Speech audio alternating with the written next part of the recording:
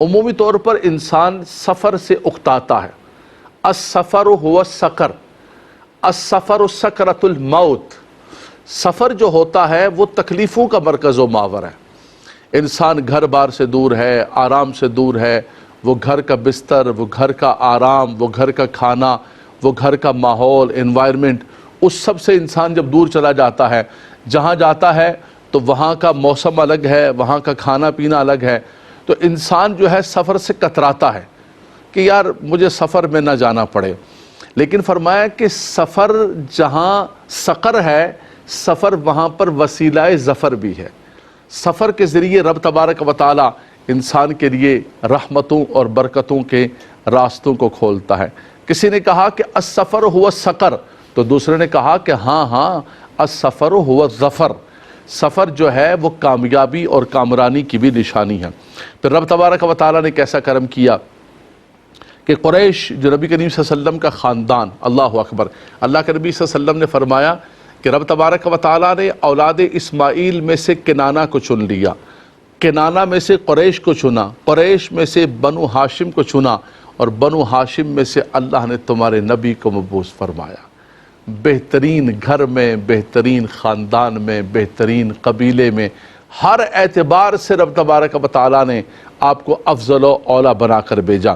تو یہ قریش جو ہے بڑا ہی مبارک خاندان، اللہ اکبر، اور ان کو رب تبارک و تعالی نے ان کے دل کے اندر الفت پیدا فرما دی، ان کو راغب کر دیا، محبت پیدا فرما دی کہ سال کے اندر یہ 2 سفر کیا کرتے تھے۔ رحلہ کہتے ہیں سفر کرنا، ٹریولنگ کرنا، بزنس ٹور۔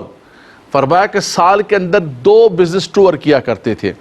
یہ گرمیوں کے اندر شام جایا کرتے تھے، چونکہ شام ٹھنڈا علاقہ ہے تو شام کا سفر کیا کرتے تھے، اور سردیوں کے اندر یمن چونکہ گرم علاقہ ہے تو سردیوں کے اندر یہ یمن کا سفر کیا کرتے تھے۔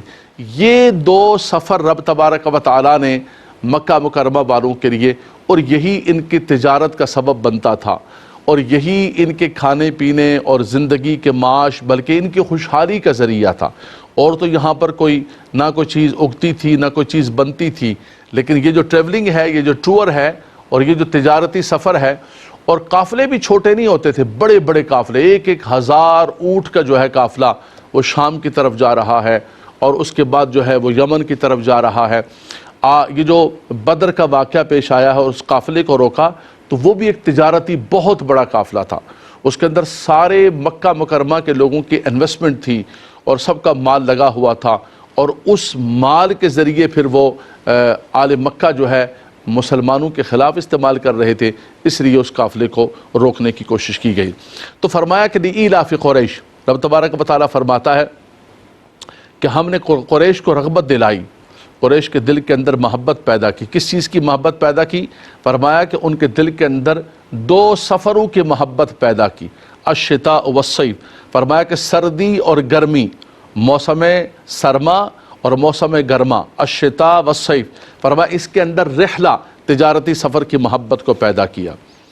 اللہ تبارک و تعالیٰ نے ان کو بڑی کامیابی عطا فرمائی، کامرانی عطا فرمائی۔ دوسرا یہ ہوتا تھا کہ عرب کے اندر اس وقت جو ہے وہ قافلے لٹ رہے تھے، ہر طرف جہاں ایک جو ہے بد امنی کا تھا، جو کوئی نکلتا تھا اس کو لوٹ لیا جاتا تھا، لیکن جو اہل حرم کے، اہل مکہ کے قافلے تھے، قریش کے قافلے تھے، ان کو کوئی نہیں لوٹتا تھا۔ کہتے تھے یہ حرم کے پاسبان ہیں، حرم کے متولی ہیں، یہ مکہ مکرمہ کے رہنے والے ہیں، لوگ ان کو عزت کی نگاہ سے دیکھتے تھے۔ تو ایک تو ان کو اللہ نے امن عطا فرمایا، امن اللہ تبارک و تعالیٰ کی نعمتوں میں سے ایک بہت بڑی نعمت ہے، اور دوسری رب تبارک و تعالیٰ نے ان سفر کے ذریعے ان کو خوشحالی عطا فرمائی، روزی عطا فرمائی۔ رب تبارک و تعالیٰ فرماتا ہے کہ اے قریش، رب نے تم پر کتنا کرم کیا، کتنی مہربانی کی رب تبارک و تعالیٰ نے، تمہیں جو ہے ان سفروں کے ذریعے روزی عطا فرمائی، اور جب سب بے امن لوگ تھے اور کسی کو امن نہیں مل رہا تھا، تو تم کیا تھے؟ تمہیں رب تبارک و تعالیٰ نے اس حرم کی وجہ سے، اس بیت عتیق کی وجہ سے، اس مبارک گھر کی وجہ سے، اور اس کے پڑوس اور جار میں رہنے کی وجہ سے رب تبارک و تعالیٰ نے تمہیں سارے عرب کے اندر عزتیں اور احترام اور امن عطا فرمایا۔